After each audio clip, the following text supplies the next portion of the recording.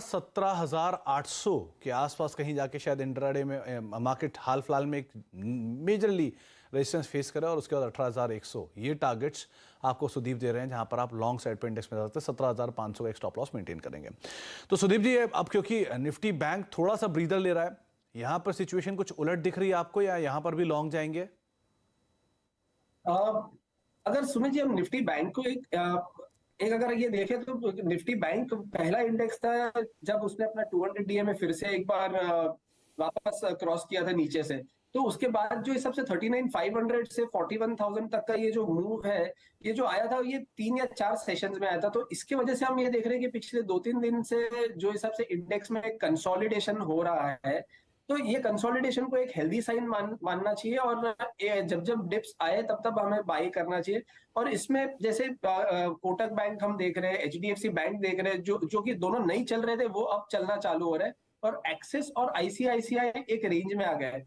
तो हमें सिर्फ एक ब्रेकआउट के लिए वेट करना चाहिए आईसीआईसीआई बैंक और एक्सिस बैंक। एंड मुझे लग रहा है कि यहाँ पे ओवरऑल ट्रेजेक्टरी जो इंडेक्स का है बैंक निफ्टी का, वो पॉजिटिव रहेगा और बाय ऑन डिप्स की ही रणनीति रखनी चाहिए जब तक ये 40,500 के ऊपर सस्टेन कर रहा है बैंक निफ्टी। तब तक मुझे लग रहा है कि 41,800 42,000 ऑन अ ब्रॉडर पर्सपेक्टिव अगले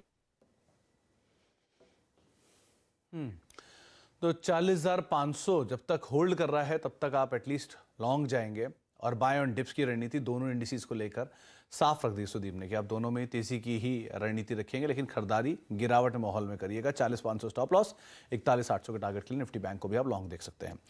सुदीप, जब इंडिविजुअल स्टॉक्स की बात करते हैं, कहां पर आप तेजी देख रहे हो? क्योंकि आज बैंक तो नहीं है लेकिन ब्रॉडर मार्केट्स में खरीदारी है, तो कहां से स्टॉक्स पिक किया आपने? मुझे लग रहा है कि मेरा जो पहला पिक है वो एचडीएफसी लिमिटेड है।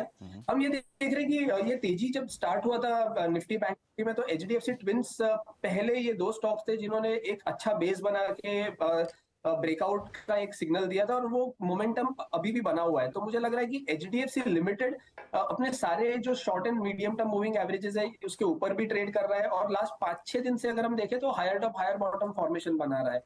तो जहां पे मार्च के जो स्विंग हाइस थे 2700, स्टॉक अब उसके ऊपर ही सस्टेन कर रहा है। तो मुझे लग रहा है जब तक ये स्टॉक 2720 के ऊपर सस्टेन करेगा तब तो 2780 2800 के टारगेट्स आते हुए देख रहे हैं। तो स्टॉप लॉस रहेगा 2720 एंड टारगेट रहेगा 2780 2800 के। 2780 2800 के टारगेट के लिए आप लॉन्ग जाएंगे एचडीएफसी लिमिटेड में। क्वालिटी कंपनी और प्राइस आपके सामने, जहां पर आप लॉन्ग जा सकते हैं। दूसरा नाम सुदीप जी? दूसरा है आरईसी लिमिटेड। हम ये देख रहे हैं कि पिछले कुछ सेशन से सीपीएसई स्टॉक्स में भी एक अच्छी खासी एक्शन हमें दिख रही है। तो आरईसी लिमिटेड ने अपने अगर हम शॉर्ट टर्म मूविंग एवरेजेस के पर्सपेक्टिव से देखें तो 13 दिन की जो एक्सपोनेंशियल एवरेज होती है, जो सबसे क्रिटिकल होती है from a short term perspective, तो स्टॉक इसके ऊपर पिछले 4 दिन से सस्टेन कर रहा है और stock higher top higher bottom formation भी बना रहा है। तो जो और स्टॉक ने अपने जो 22 मार्च का जो एक स्विंग हाई है 120 रुपए 120 का, ये उसके ऊपर स्टॉक सस्टेन कर रहा है। तो मुझे लग रहा है जो हिसाब से सेटअप है चार्ट्स पे एक बहुत पॉजिटिव इंडिकेशन है। प्लस जो हिसाब से आज डेरिवेटिव डेटा अगर हम देखते हैं तो एक अच्छा सा लॉन्ग बिल्डअप भी हो रहा है। तो 119 के स्टॉप लॉस से मुझे लग रहा है 128 का टारगेट आरईसी पे आ सकता है अगले 2-3 सत्रों में। 128 का टारगेट, 119 का स्टॉप, आप लॉन्ग साइड पे जा सकते हैं आरईसी लिमिटेड में। पावर में आज पीएफसी आरईसी दोनों ही तेजी में हैं, लेकिन आप अगर लॉन्ग जाना चाह रहे हैं तो आरईसी एक दूसरा विकल्प आपके सामने रखा गया है। तीसरा नाम सुदीप सर? तीसरा नाम है एचएएल। हम ये देख रहे हैं कि जो डिफेंस स्टॉक में जो एक्शन हो रहा है, तो उसमें बीईएल, बीडीएल, एचएएल, ये तीन में एक अच्छा मोमेंटम बना हुआ है पिछले कुछ सेशन से। तो एक अच्छा सा लॉन्ग बिल्डअप भी हम देख रहे हैं यहाँ पे जो एचएएल में हो रहा है। पिछले 1-2 सेशन से जो 2750 2730 के एक सपोर्ट से स्टॉक बार बार रिवर्स कर रहा है। तो जो हिसाब से सेटअप है, मुझे लग रहा है कि स्टॉक एक बार 2775 के स्टॉप लॉस से हम 2900 के टारगेट के लिए हम एचएएल में बाई कर सकते हैं। 2900 के टारगेट्स के लिए आप बाय कर सकते हैं एचएएल में। ओवरहैंग भी खत्म हुआ ओएफएस का, और उसके बाद दोबारा रफ्तार पकड़ना शुरू हुआ स्टॉक। तो आप 2900 का टारगेट रखेंगे, और एचएएल तीसरा नाम है जहां पर आप लॉन्ग जा सकते हैं। सुदीप सर, तीनों ही नाम आपने वो चुने जो आउट ऑफ लीग है।